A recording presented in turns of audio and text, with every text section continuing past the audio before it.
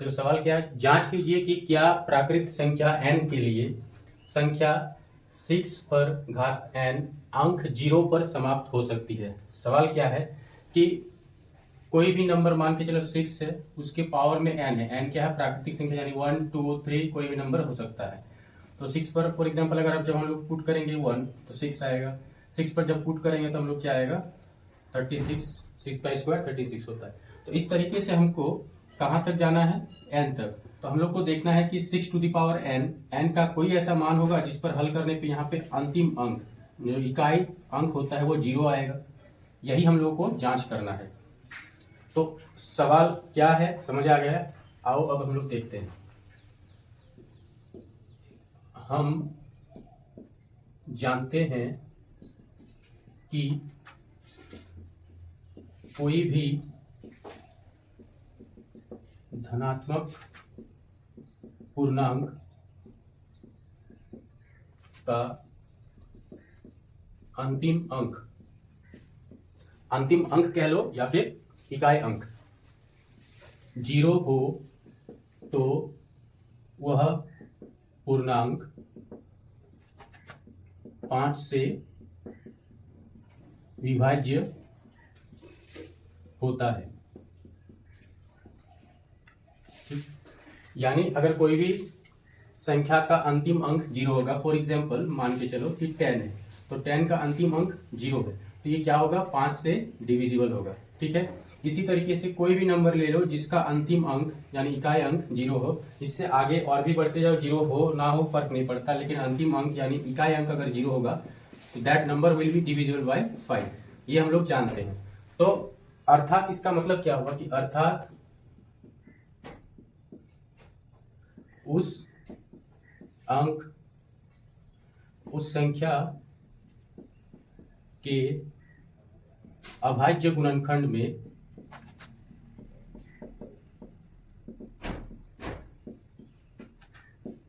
अंक 5 होगा।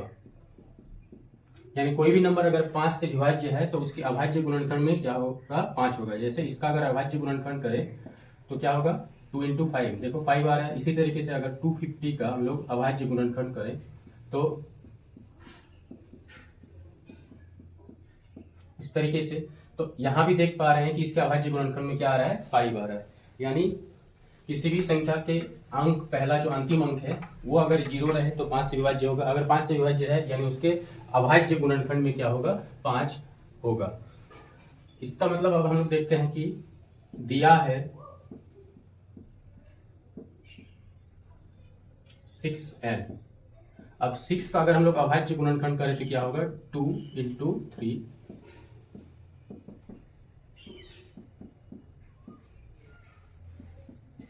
यानी 6 पर n के अभाज्य गुणनखंड में केवल 2 तथा 3 है। यानी इसके अभाज्य गुणनखंड में क्या है केवल 2 और 3 का घात है। इसका मतलब क्या हुआ कि 6 पर घातांक n के अभाज्य गुणनखंड में 5 नहीं है। अब जब इसके अभाज्य गुणनखंड में 5 नहीं है तो यानी इस स्टेटमेंट के हिसाब से हम लोग क्या देखेंगे कि इसके अभाज्य गुणनखंड में 5 नहीं है, मतलब क्या होगा वो 5 से विभाज्य नहीं होगा। 5 से विभाज्य नहीं होगा का मतलब क्या होगा कि दिए गए नंबर का अंतिम अंक 0 नहीं होगा। लिख दो, अतः 6 पर n अंक 0 पर समाप्त नहीं होगा।